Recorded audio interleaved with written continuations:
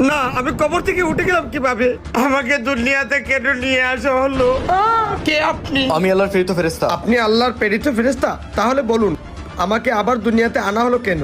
তোকে দুনিয়াতে এই কারণে আনা হয়েছে, তুই যখন দুনিয়াতে বেঁচে ছিলি তখন তুই ভাবতি তুই মরে গেলে তোর আত্মীয় স্বজন তোকে ছাড়া চলতে পারবে না। তুই একটু দেখায় তোর আত্মীয় স্বজন তোকে ছাড়া কেমন আছে। ও তাই নাকি? তাহলে আমি গিয়ে দেখে আসতেছি। হ্যাঁ যা, তাড়াতাড়ি যায়, দেখে আয়। তুই না আমার কলিজার বন্ধু ছিলিস, আজকে কি আমাকে ভুলে গেছিস? তুই কি আমার কথা শুনতে পাচ্ছিস না? আমার বন্ধু আমার কথা শুনতে পাচ্ছে না। এই লিজা, তুই না আমার বউ, তুই না বলেছিলি তুই কারো হাত ধরবি না আমি মারা গেলে? তুই এটা কি করতেছিস? আমার বউ আমার কথা শুনছে না। হে আল্লাহর প্রেরিত ফেরেশতা, আমার আত্মীয় স্বজন বন্ধু বান্ধব কেউ আমার কথা শুনছে না। তুই তোর আত্মীয় স্বজনের কারণে অনেক তো নামাজ মিস করেছিস। যা এখন জাহান্নামে যা, জাহান্নামের আগুনে জ্বলে পুড়ে ছাই হ, কারণ তুই জাহান্নামী।